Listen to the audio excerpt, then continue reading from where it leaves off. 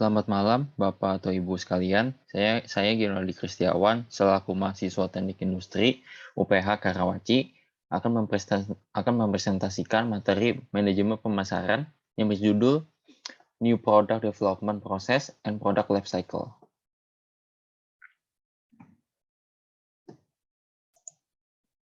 Berikut ini merupakan bagian dari New Product Development Process. Kemudian dari situ yang pertama adalah idea generation. Idea generation itu adalah biasanya perusahaan menghasilkan ratusan ide, bahkan ribuan, untuk menemukan beberapa ide yang bagus. Sumber utama ide produk baru meliputi sumber internal dan sumber eksternal seperti pelanggan, pesaing, distributor, dan pemasok, dan lain-lainnya. Contohnya perusahaan knalpot lokal, yaitu Anon Product Exhaust, yang dimana perusahaan ini bergerak di bidang knalpot otomotif yang sudah menjadi salah satu brand yang baik di produk lokal ini. Tentunya juga mereka dalam pembuatan jenis-jenisnya atau varian knalpotnya tidak hanya satu atau beberapa ide saja, melainkan banyak ide yang ada yang sudah memiliki desain menarik, bagus, serta estetik. Yaitu contohnya adalah model knalpot yang bernama Omicron Gen 1 yang diidekan menjadi dan dimodifikasi menjadi Omicron Gen 2. Next. Untuk idea screening ini merupakan penyaringan ide yang membantu menemukan ide-ide bagus dan membuang ide-ide buruk segera mungkin. Biaya pengembangan produk meningkat pesat pada tahap selanjutnya, sehingga perusahaan ingin melanjutkan hanya dengan ide produk yang akan berubah menjadi produk yang menguntungkan. Contohnya, dari perusahaan non-produk ini, di mana ingin meningkatkan permintaan yang ada untuk menambahkan keuntungan. Ide-ide yang disaring dan tersisa ide yang bagus yaitu adalah merealisasikan ide-ide mereka kepada model Omicron ini, yaitu merupakan versi terbarunya dari Omicron Gen 1, di mana memiliki desain lebih menarik seperti lebih racing, suara yang lebih berisik, di mana menarik perhatian customer yang ingin membelinya. Kemudian ada konsep development and testing. Dalam konsep development ini ada 3 hal, yaitu ide produk, konsep produk, dan citra produk. Ide produk merupakan ide untuk produk yang mungkin ditawarkan oleh perusahaan kepada pasar. Sedangkan konsep produk adalah versi rinci dari ide yang dinyatakan dalam istilah konsumen yang bermakna. Dan yang terakhir adalah citra produk, yaitu adalah cara konsumen memandang produk aktual. Lalu dilanjutkan dengan konsep testing, yaitu adalah menguji konsep produk baru dengan target dari kumpulan konsumen untuk mengetahui apakah konsep tersebut memiliki daya tarik konsumen yang kuat. Perusahaan Anon ini meluncurkan jenis varian terbaru dari knalpot mereka dengan tidak memproduksinya dengan skala yang banyak. Mereka meluncurkan konsep produk varian terbaru, citra produk varian terbaru, serta mencoba untuk menguji konsep produk yang mereka kembangkan. Mereka targetkan kepada para penggemar motor yang dimana dapat meningkatkan permintaan. Next. Kemudian ada marketing strategi development. Merancang strategi pemasaran awal untuk produk baru berdasarkan konsep produk. Pernyataan strategi pemasaran terdiri dari 3 bagian. Bagian pertama menjelaskan target pasar, proporsi nilai yang direncanakan, dan penjualan, pangsa pasar, dan sasaran laba. Sebagai contohnya, perusahaan non-produk ini mengembangkan produk mereka dengan menggunakan target pasar yang sefrekuensi, di mana influencer yang mereka gunakan merupakan influencer yang berasal dari hobi roda 2 atau motor.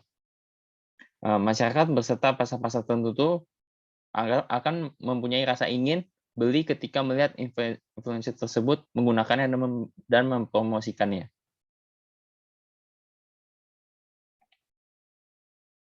Kemudian ada bisnis analisis. Analisis bisnis ini melibatkan tinjauan atas proyeksi penjualan, biaya, dan laba suatu produk baru untuk mengetahui apakah faktor-faktor tersebut memenuhi tujuan perusahaan. Untuk memperkirakan penjualan, perusahaan dapat melihat riwayat penjualan produk sejenis dan melakukan survei pasar. Setelah menyiapkan perkiraan penjualan, manajemen dapat memperkirakan biaya dan keuntungan yang diharapkan. Contohnya pada perusahaan Anon ini, sejak berdirinya perusahaan ini, selalu melakukan cara penjualan di mana melakukan PO dulu. Jadi mereka itu tidak ready stock. Biasanya itu PO untuk 5 sampai 14 hari.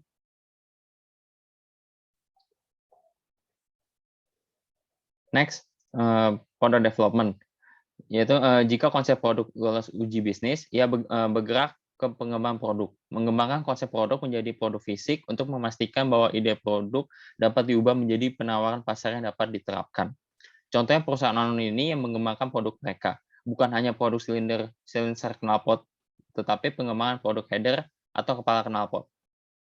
Pada awalnya hanya menjual knalpot dengan sedikit varian, yaitu stainless, bahan-bahan stainless saja.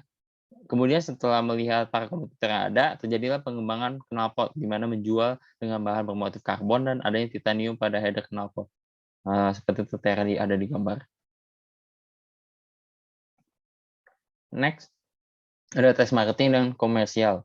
Tes marketing ini jika produk lolos uji konsep dan uji produk, maka langkah selanjutnya adalah uji pemasaran. Uji pemasaran memberi pengalaman pemasar dengan memasarkan produk sebelum pergi ke biaya besar pengenalan penuh. Ini memungkinkan perusahaan menguji dan seluruh program pemasarannya, strategi penagihannya, dan penentuan posisi, periklanan, distribusi, dan penetapan harga merek dan pengemasan. Kemudian untuk komersial sendiri, uji pemasaran memberi manajemen informasi yang dibutuhkan untuk membuat keputusan akhir tentang apakah akan meluncurkan produk baru. Jika perusahaan terus melakukan komersialisasi, memperkenalkan produk baru ke pasar, ia akan menghadapi biaya yang tinggi. Perusahaan perlu membangun atau menyewa fasilitas manufaktur. Dalam tes pemasaran serta komersial, anon produk ini memiliki pengalaman yang baik dengan marketing menggunakan influencer. Sejauh ini, anon produk sudah dipromosikan oleh Jody Motovlog, Harald Alkan, dan Jakarta Roach, yang memiliki sangat banyak subscriber dan dalam YouTubernya. Dengan dilakukan promosi oleh rekan-rekannya, maka akan sangat membantu anon produk ini dalam membranding anon produk. Anon produk akan semakin dikenal oleh pencinta motor Indonesia dan tentu akan meningkatkan penjualan. Kebanyakan kegiatan penjualan anon ini dilakukan melalui sosial media Instagram. Dijelaskan juga bahwa di Instagram dapat dilihat banyak data dan analisis dari setiap post-postnya, di mana untuk melakukan kegiatan pemasaran dari Instagram yang jauh lebih mudah untuk menyediakan foto, video, dan mendapatkan rekomendasi dari influencer-influencer tersebut. Kemudian ada namanya product life cycle. Product life cycle ini dibagi menjadi 5. Yang pertama ada product development, yaitu adalah ketika perusahaan menemukan dan mengembangkan ide produk baru, di mana merupakan contohnya adalah game RPG yang sedang naik daun, yaitu Punishing Graven, di mana merupakan game yang sedang naik daun dan merupakan game baru yang memiliki grafik yang bagus sehingga banyak gamers yang ingin mencoba dan memainkannya. Yang kedua ada introduction, tahapan di mana produk baru pertama kali akan didistribusikan dan produk tersebut akan dibeli. Contohnya adalah perusahaan masker yang sedang hype di dunia sekarang ini. Penjualan masker ini sangat banyak sekali, sehingga banyak pendistribusiannya yang menjualnya. Produk tersebut juga sudah terdapat di berbagai tempat yang pada awalnya hanya dijual di apotek saja, tetapi untuk sekarang ini bisa didapati melalui Indomaret, Alfamart, dan lain-lainnya. Masker tersebut juga bukan hanya satu jenis saja, melainkan dijual dengan berbagai model untuk menambah style ketika masyarakat atau orang-orang yang memakainya. Kemudian yang ketiga ada growth. Growth ini adalah tahapan di mana penjualan produk mulai meningkat dengan cepat. Contohnya adalah perusahaan hand sanitizer yang merupakan produk seperti Antis yang ada sebelum terjadinya COVID-19 ini. Tetapi untuk sekarang ini sedang meningkat pesat di dunia karena COVID-19 dan beberapa variannya yang mengharuskan masyarakat untuk membeli supaya bisa mencegah. Yang keempat ada maturity. Maturity itu adalah tahapan di mana pertumbuhan penjualan produk mulai menurun atau melambat. Contohnya adalah beberapa perusahaan knalpot di mana mengalami penurunan akibat munculnya undang-undang yang membatasi polusi suara atau kebisingan, supaya kendaraan bermotor roda 2 hanya menggunakan knalpot standar dari pabrik tersebut. Hal ini menyebabkan toko-toko yang membeli dari distribusi knalpot tersebut akan berkurang akibat minatnya yang akan menurun juga. Dan yang terakhir ada decline. Decline adalah tahapan di mana penjualan produk mulai menurun. Contohnya adalah perusahaan minuman yang terkenal, yaitu Sinfutang. yang mengalami penurunan akibat banyak pesaing yang membuat dan membuka minuman dengan jenis yang sama, sehingga masyarakat pun akan mencoba berbagai merek minuman tersebut dan akan menyeleksi mana minuman yang enak dan mana minuman yang tidak enak.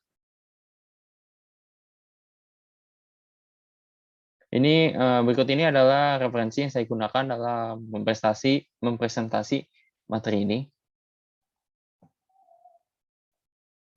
Sekian dari saya, terima kasih.